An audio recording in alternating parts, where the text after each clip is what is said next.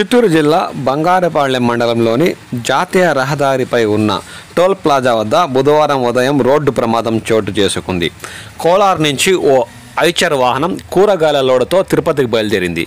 చెన్నై బెంగళూరు హైవేపై మహాసముద్రం toll plaza సమీపంలో Eicher వాహనాన్ని వెనక నుంచి ట్యాంకర్ ఢీకొట్టింది. ఈ ఘటనలో వాహనాలు బోల్తా పడడంతో డ్రైవర్లకు స్వల్ప గాయాలయ్యాయి.